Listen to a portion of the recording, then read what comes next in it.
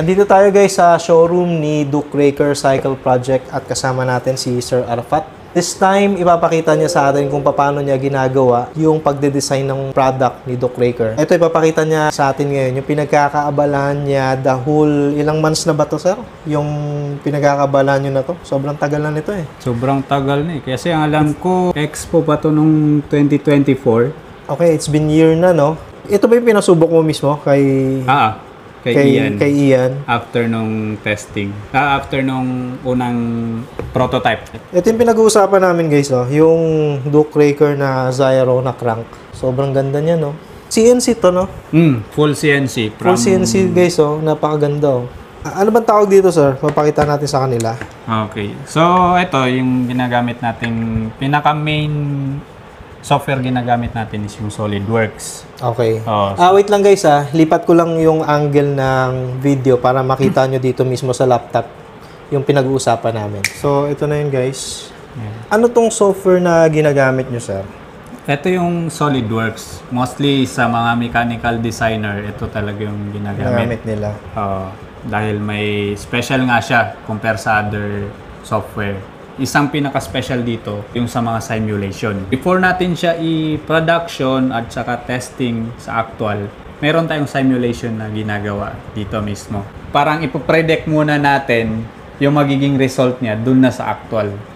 Ito yung Enduro Crank Zyro. So pag makikita nyo, ito yung sa 3D niya, ito na yung actual niya. Ito. Isang block ng CNC, aluminum. Ito ay 3-piece. Sa typical na crank kasi naka-fix to eh.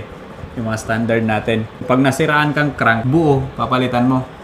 At least ito, kunwari naputol yung kabilang crank. Hindi naman natin maiwasan, may mga ganun. Pwede kang bumili ng isang arm lang.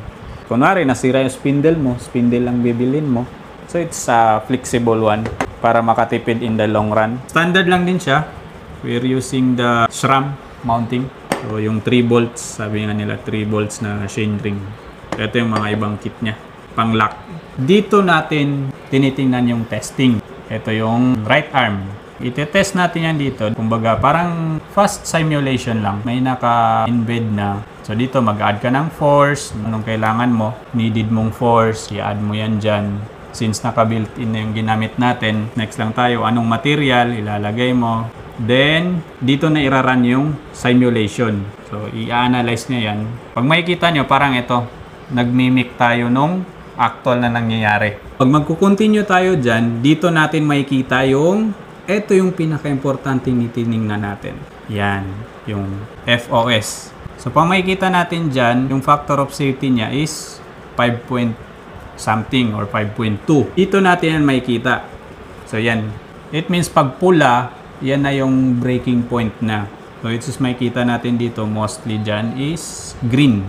Pag titingnan natin, ipa-play natin yung animation niya. Ganyan yung mangyari. So, parang ganyan yung sa actual. So, mostly stress point which is...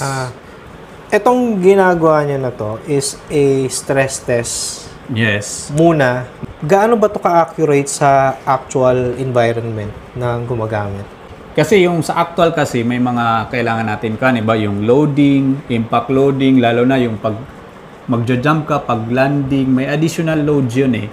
Ngayon, hindi kasi natin yun fully malalagay dito sa simulation kasi magkakaiba yung weight ng rider. Doon tayo naglagay ng factor of safety, kukunin natin, factor of safety. Mostly in our engineering side, kumukuha talaga kami at least 25 to 50% factor of safety. Ito sa design na to, may weight tayo, yung standard weight mostly ginagamit.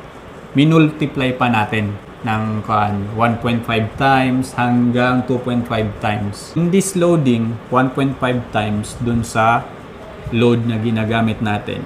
So, nag-result naman siya sa factor of safety na 5, which is mataas siya.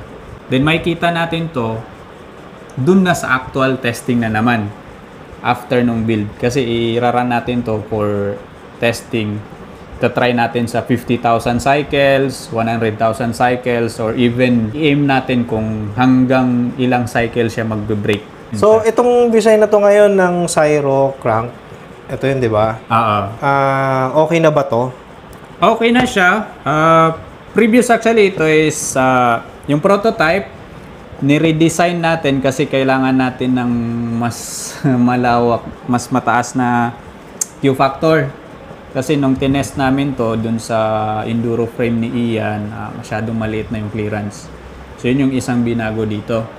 Tapos pag nabago yung factor niya, factor of safety, magbabago na rin yung parang strength. Kaya ni-retest natin siya from previous. So ito is bagong kwanto. Ito na yung bagong model na gagawin natin. Paano naman kami mga naka-XC tsaka gravel? XC at saka gravel, yes, susunod yun. Hopefully this 2026.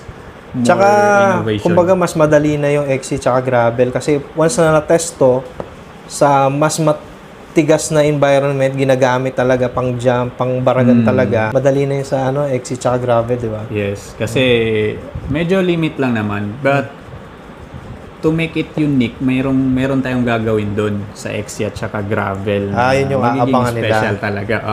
Hindi lang siya yung basta-basta magre-release tayo, i-revise lang to. Hindi. Parang ibang linya talaga siya mangyari. This 2026, Duke Raker, maraming innovation, bagong introduce sa market. Abangan nyo Bukod dito sa Syro na crankset, napakaganda Alam niyo ba, first time ko lang din makakita ng CNC cut na aluminum. Tapos raw pa siya. Magkakakulay pa to? Or ito na yon? Black or... Ang ganda nito Black at saka raw. Yung raw? Ganda na. Sa akin, gagawin.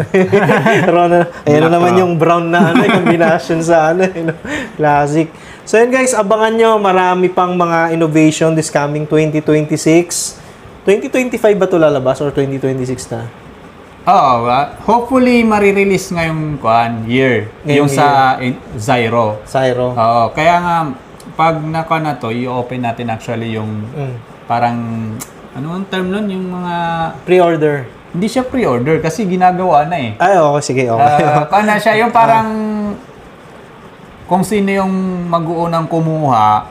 Yun na yun. May special price. Okay. Kumbaga gagawin, ipoproduce na to. Introductory price. Parang gano'n. Okay, sige.